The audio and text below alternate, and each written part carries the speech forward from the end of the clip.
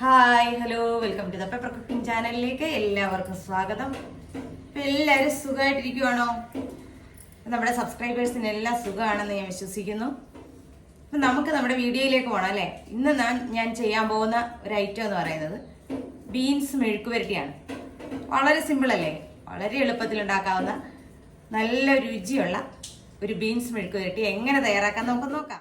ഞാനിവിടെ ഒരു 250 gram beans ഇതേപോലെ, അതായത് നെടുകെ പിളന്നിട്ട് അരിഞ്ഞു വെച്ചിരിക്കുന്നതാണ്. നിങ്ങൾക്ക് ഏത് ഷേപ്പിൽ വേണേലും ഈ ബീൻസ് അരിഞ്ഞെടുക്കാം. ഇനി നമുക്കിത് എങ്ങനെ ചെയ്യുന്നതെന്ന് നോക്കാം.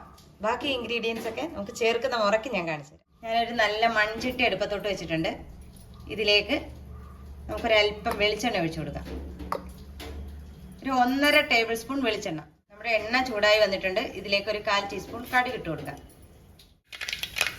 കടുക് നന്നായിട്ട് പൊട്ടി വന്നിട്ടുണ്ട്. ഈ സമയം ഒരു 10-25 ചെറിയ ഉള്ളി അരിഞ്ഞത് ചേർത്ത് കൊടുക്കാം. ഇതിലേക്ക് ഒരു കതിർപ്പ് വേപ്പില നമുക്ക് ചേർത്ത് കൊടുക്കാം. അതായത് നമ്മുടെ ഉള്ളി ജസ്റ്റ് ഒന്ന് വാടണം, അതുവരെ നമുക്കൊന്ന് ഇളക്കി കൊടുക്കാം. ഉള്ളി വാടി വന്നിട്ടുണ്ട്. ഇതിലേക്ക് ഒരു 1/4 ടീസ്പൂണിൽ താഴെ മഞ്ഞൾപ്പൊടി നമുക്ക് ചേർത്ത് കൊടുക്കാം.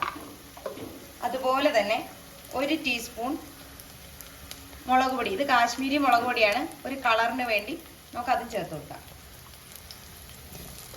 ഈ പൊടികളുടെ ഒക്കെ പച്ചമണം ഒന്ന് മാറുന്നവരെ നമ്മൾ വഴറ്റി കൊടുക്കുക. പൊടികളുടെ പച്ചമണം മാറിയിട്ടുണ്ട്. ഈ സമയം നമുക്കൊരു 2 ടീസ്പൂണോളം ചതച്ച മുളക് ചേർത്ത് കൊടുക്കാം. അതായത് നമ്മുടെ എരിവിനനുസരിച്ച് വേണം ചേർക്കാൻ. ചതച്ച മുളകായതുകൊണ്ട് തന്നെ എണ്ണയിലേക്ക് കിടക്കുമ്പോൾ പെട്ടെന്ന് തന്നെ അതിൻ്റെ പച്ചകുത്ത് മാറിക്കിട്ടും. ഈ സമയം നമുക്ക് അരിഞ്ഞു വെച്ചിരിക്കുന്ന ബീൻസും കൂടെ ചേർത്ത് കൊടുക്കാം. എല്ലാം കൂടെ നമുക്ക് നന്നായിട്ടൊന്ന് ഇളക്കി കൂട്ടാം. നമ്മൾ ഇതുവരെ ഇതിനകത്തേക്ക് ഉപ്പ് ചേർത്തിരുന്നില്ല. ഇതിനാവശ്യമായ ഉപ്പ് കൂടെ നമുക്ക് ഈ സമയം ചേർത്ത് കൊടുക്കാം. ഉപ്പ് ചേർത്ത് നന്നായിട്ടൊന്ന് ഇളക്കി കൂട്ടാം. നമ്മൾ ഇതിനകത്ത് വെള്ളം ഒന്നും ഒഴിക്കുന്നില്ല. അതുകൊണ്ട് നമ്മൾ ഇത് മൂടി വെക്കാം, പക്ഷേ ഇടയ്ക്കിടയ്ക്ക് ഇളക്കി കൊടുത്തുകൊണ്ടേയിരിക്കണം, ഇല്ലെങ്കിൽ അടിക്ക് പിടിക്കും. നമ്മൾ വെള്ളം ഒഴിച്ച് മെഴുക്കുവരട്ടി ഉണ്ടാക്കുന്നതും വേവിച്ച് മെഴുക്കുവരട്ടി ഉണ്ടാക്കുന്നതും എണ്ണയിൽ മെഴുക്കുവരട്ടി ഉണ്ടാക്കുന്നതും രണ്ടും 2 ടേസ്റ്റാണ്. നമുക്കിതൊന്ന് ഒതുക്കി തട്ടിപ്പൊത്തി വെച്ച് കൊടുക്കാം. ഇതൊന്ന് മൂടി വയ്ക്കാം. ഇടയ്ക്ക് ഇളക്കി കൊടുക്കണം. നമ്മുടെ ബീൻസ് പകുതി വാടി കഴിയുമ്പോഴത്തേക്ക് നമുക്ക് അതിലേക്ക് ഒരു 1/4 ടീസ്പൂൺ പെരിഞ്ജീരകപ്പൊടി ചേർത്ത് കൊടുക്കാം.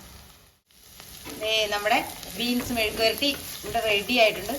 നല്ല രീതിയിൽ വെന്ത് കിട്ടിയിട്ടുണ്ട്. നമ്മൾ ഇതിനകത്ത് വെള്ളം ഒന്നും ചേർത്തിരുന്നില്ല.